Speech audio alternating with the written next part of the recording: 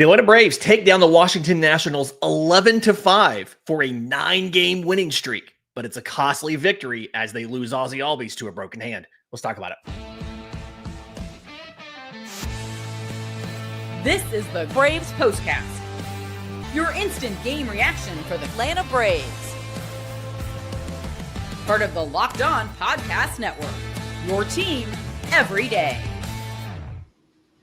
Yes, welcome on into the Braves Postcast, part of Locked On Sports Atlanta, where we cover your Atlanta sports teams each and every day. I'm your host, Lindsay Crosby, author of the Braves Today newsletter over at bravestoday.com. You can follow me on social media at Crosby Baseball. That is Jake Mastroianni, host of Locked On Braves. Follow him on social media at shortstopball.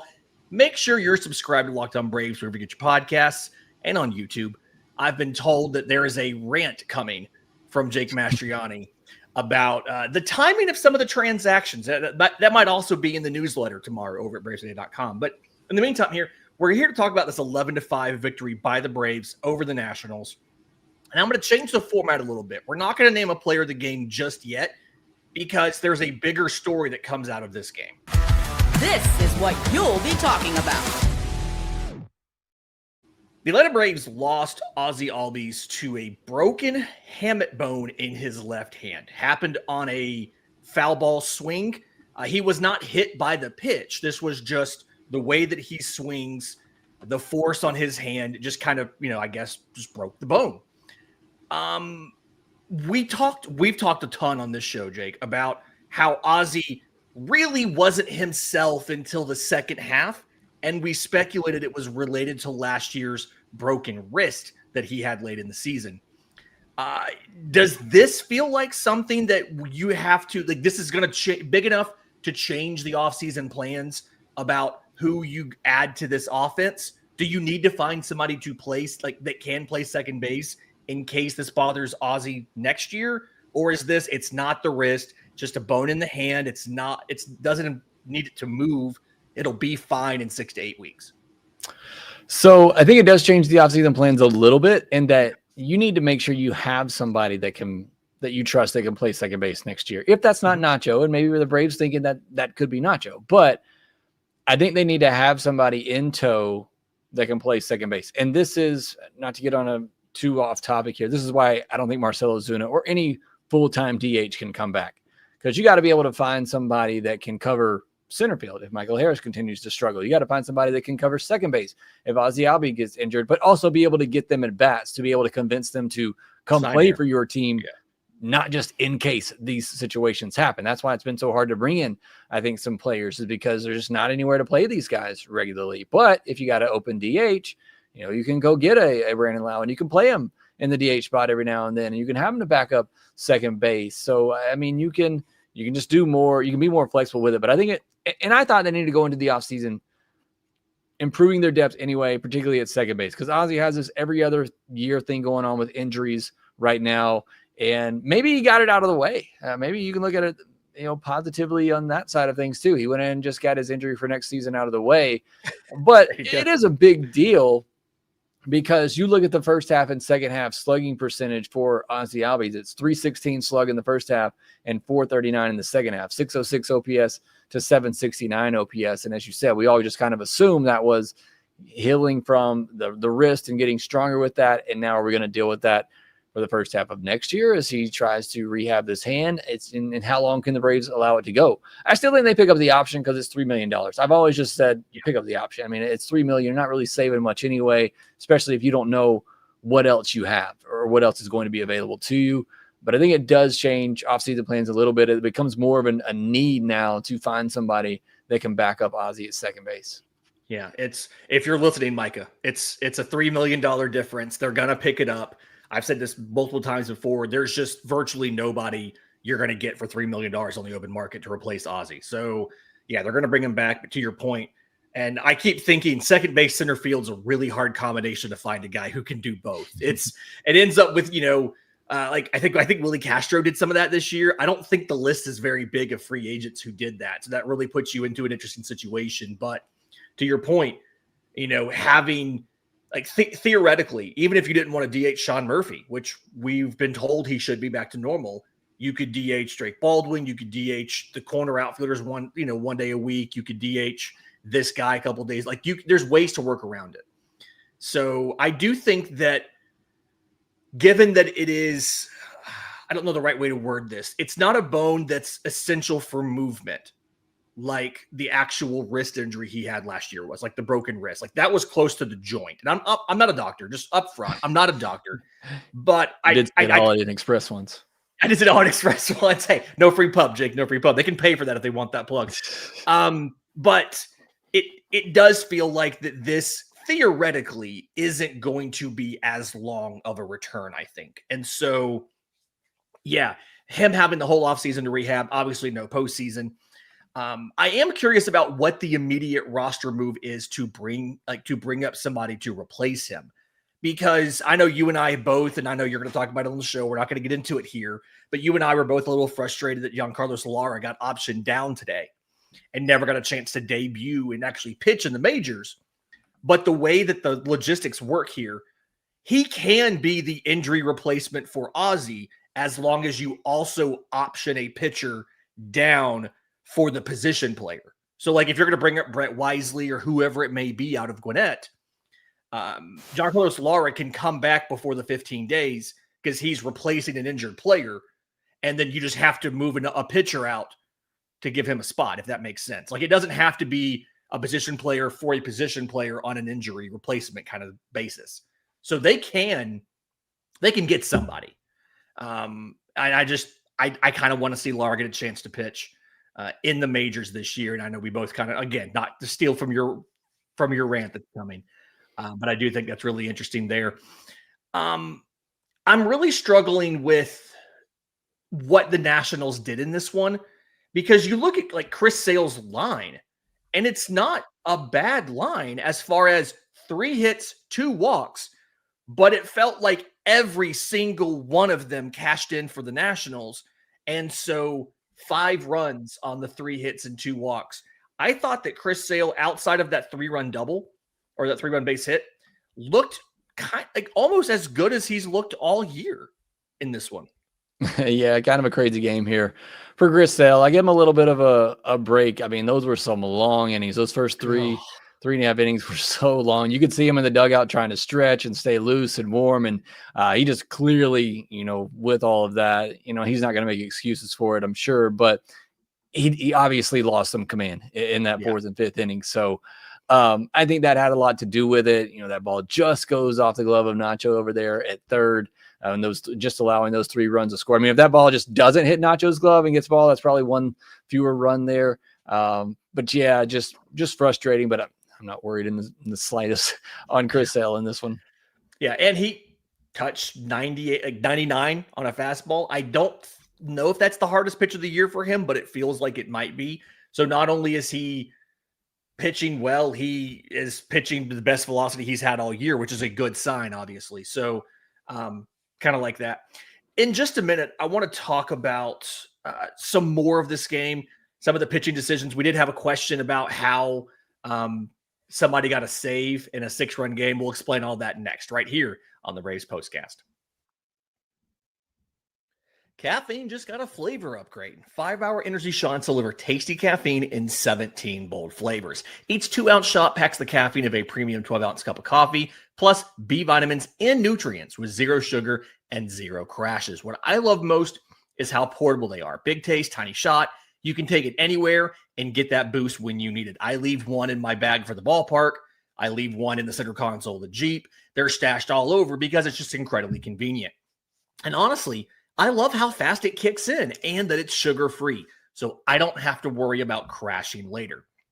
So that is enough of boring, flavorless caffeine. It's time to give your caffeine a flavor upgrade with 5-Hour Energy shots. Either get the favorites you love or be bold and try something new. You can do it in store. You can do it online at 5hourenergy.com or at Amazon today. Today's episode is also brought to you by our friends at Monarch Money. Most people can't name all their financial accounts and don't know what their net worth is. Maybe they're leaving off an investment or 401k or things like that. And when you don't have the full picture, you can end up leaving money on the table. And that's why there's Monarch Money. It's an all-in-one personal finance tool that brings your entire financial life together in one clean, easy-to-use interface on your laptop or your phone. Monarch is built for people with busy lives, and if you've put off organizing your finances, Monarch is for you because Monarch does the heavy lifting for you. You can link all your accounts in minutes, see clear data visuals, get smart categorization of your spending, and finally feel in control of your money without ever touching a spreadsheet. So don't let financial opportunities slip through the cracks. Use code LOCKEDONMLB at monarchmoney.com for half off your first year. That's 50% off your first year at monarchmoney.com with code LOCKEDONMLB. A little housekeeping cleanup here. Shout out to the chat for having great stats. I'm pretty confident this podcast has the best and most educated chat, like full of ball knowers of anybody. That was the fourth hardest pitch of Chris Sale's season.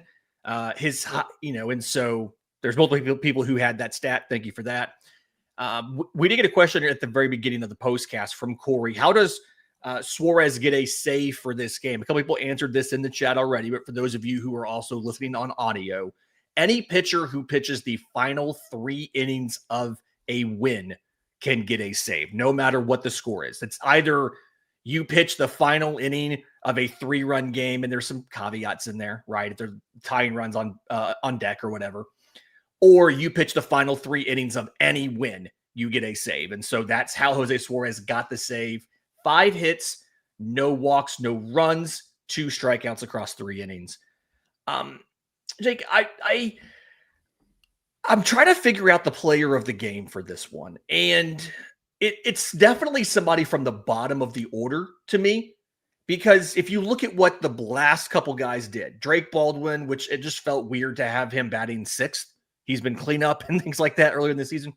But Baldwin, Ozuna, Harris, and Alvarez combined for 9 hits, including 2 doubles, 7 stolen bases. 7 RBI, 5 runs, and a couple stolen bases there.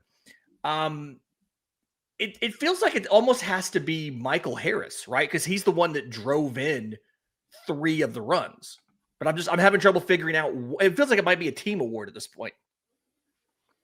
Yeah, I mean, Ronald reached base 5 times tonight. I mean, Drake Baldwin had a double and 2 RBI.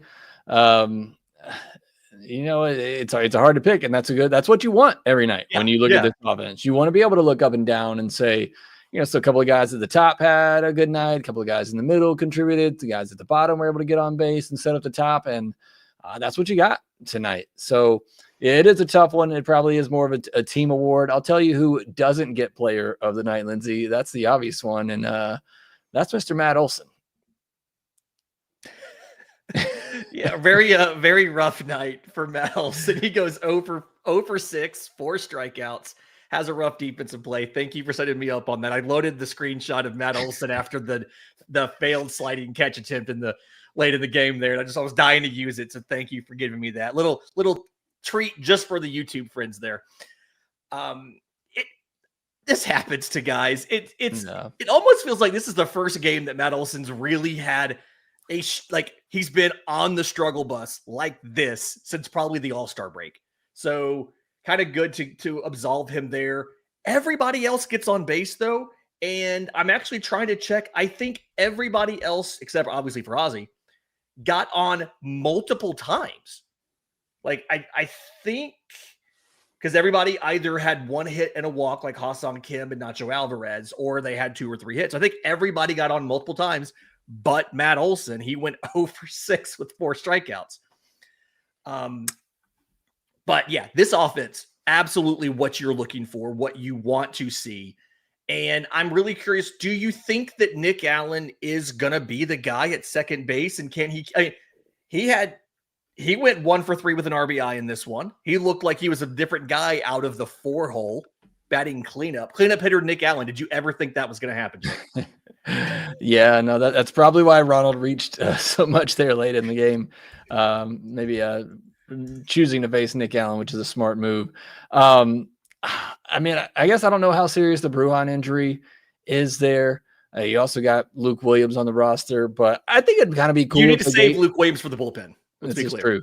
I think it'd be cool if they gave Nick Allen some run here just because of what he did for him this entire season, playing shortstop, playing so well. Look, even when he came in, you saw a nice play. I don't know that Matt Olson's foot was on the bag, but we're certainly going to take the overturn there.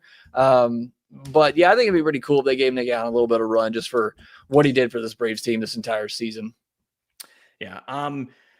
Scrolling through the chat, it kind of feels like not a consensus, but it kind of feels like Harris is getting more of the love for player of the game than Drake Baldwin. So we're going to go with Harris. I still think it's kind of a team prize here. All right. So going into Tuesday, Brad Lord versus Hurston Waldrop.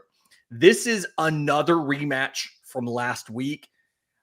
Part of me seeing how much better or how easier it was for Atlanta to get after MacKenzie Gore tonight versus what they did last week makes me hopeful that you're going to see the Braves get to Brad Lord tomorrow when they really couldn't do a lot of that last week.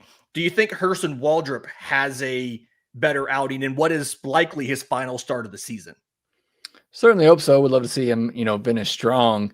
Either way, I think he's done enough to impress this year with what we've seen so far. So, I don't think really what happens to Matter is really going to change that. I think the mechanical changes that he's made and the adjustments he's made have proven that he can be a big league pitcher. I still don't know that he'll start next year in the rotation, depending on what happens in the offseason, just because he has options.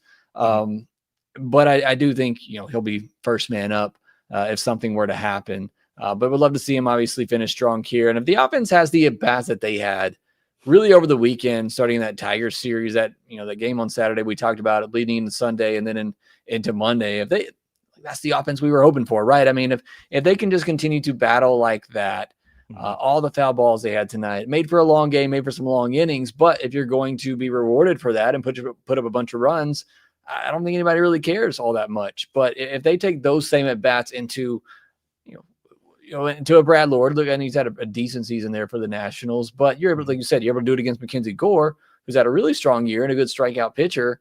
I think they can do it against, most pitchers. So looking forward to seeing them continue that, hopefully keep this streak alive. Yeah. On your note of the length of the game, 3 hours and 12 minutes. I just pulled it up, tied for the fourth longest non-extra innings game the Braves have played all year. So that's just, that was great. Hopefully that's a little bit of a shorter game tomorrow. That is same time, 7:15 p.m. Eastern. We will also at that point know, like Charlie Morton should have reported to the team. So we'll know more about his role. Is he going to make a start? Is he going to be able about the bullpen? Is he just going to be a dugout mascot for the rest of the year? We'll find out his thing there, as well as the roster move to replace Ozzie with somebody else. Do us a favor. If you're listening to this on audio, sorry you didn't see the Matt Olson visual gag, but outside of that, please do us a favor and leave a 5-star review, Apple, Spotify, wherever you get your podcasts. If you're watching on YouTube, subscribe to the channel, hit the notification bell so you know when we go live tomorrow. This was a ton of fun tonight. I feel like this is a little looser than normal because this was a really fun game from the perspective of we scored a lot of runs, and that's always fun to talk about. Hopefully we get more of that tomorrow as the Braves try to get a double-digit winning streak. For Jake Mastroianni, I'm Lindsay Crosby. This has been the Braves Postcast.